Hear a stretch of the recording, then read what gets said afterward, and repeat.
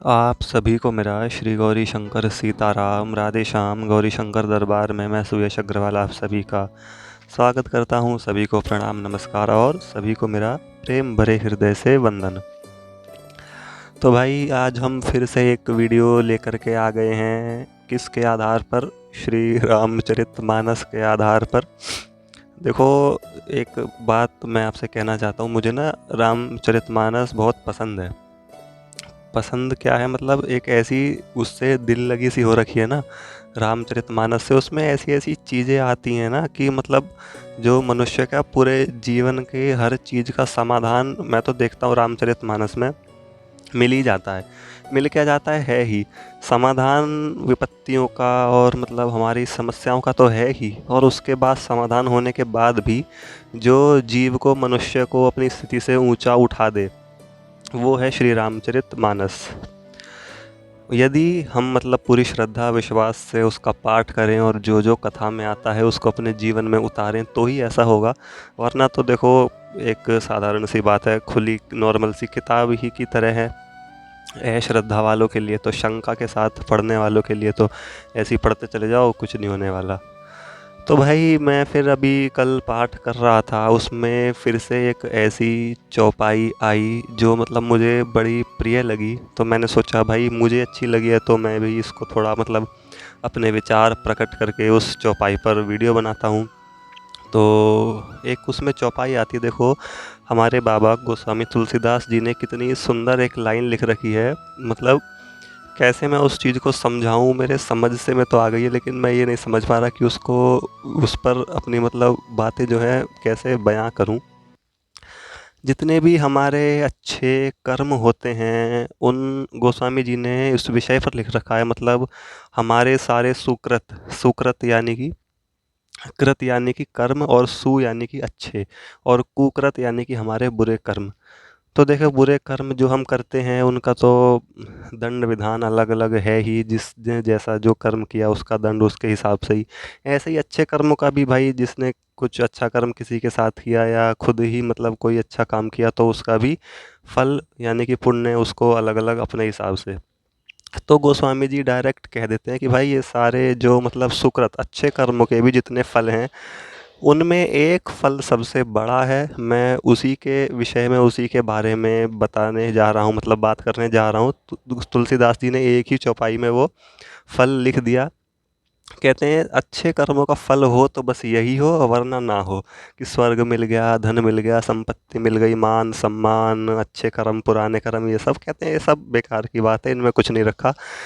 अच्छे कर्मों का फल होना चाहिए तो बस एक होना चाहिए, वरना नहीं होना चाहिए। उन्होंने क्या कहा?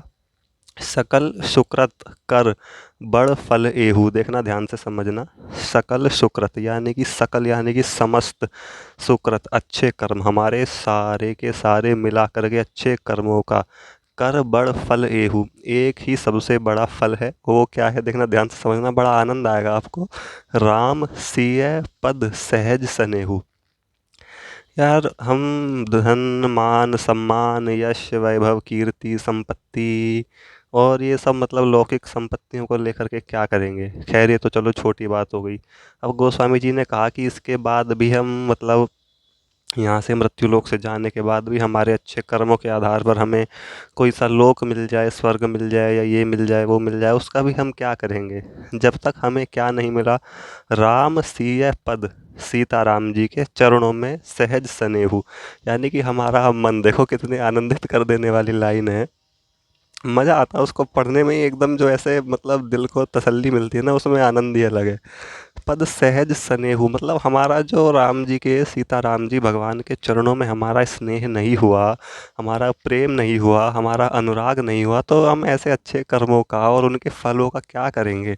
सब बेकार है। तो गोस्वामी जी ने कहा सकल सुकृत कर बड़ फल एहू।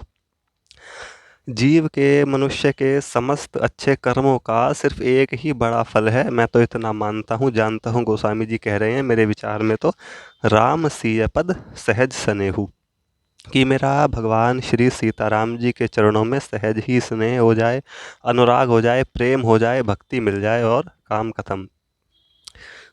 तो देखिए इस चौपाई में एक आशय और छिपा हुआ है कि हमें अच्छे कर्म यदि करने चाहिए, मतलब करने तो चाहिए ही देखो सभी को ही, वरना बुरे करेंगे तो पाप मिलना ही है, आगे जा कर के हमारे खाते में पाप ही जुड़ना है।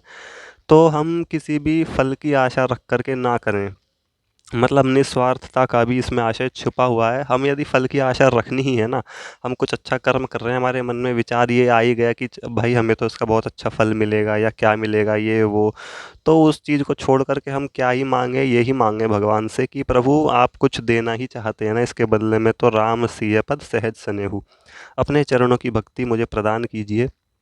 आपके चरणों में मेरा प्रेम बने, अनुराग बने और स्नेह बने, यही मुझे इस कर्म का फल चाहिए। और यदि ये नहीं है तो प्रभु निस्वार्थ भाव हमारे मन में आना चाहिए कि और कुछ क्या ही मांगे, बताओ क्या ले सकते हैं, क्या हमारे वश में है, सब कुछ नाशवान है ही, चाहे कितनी ही बड़ी संपत्ति हो, चाहे कितना ही बड़ा कुछ भी हो, वो एक न एक दिन नाश हो ही जाना है। केवल इस चीज़ के राम जी के चरणों में प्रेम है तो वो हमेशा बना रहेगा।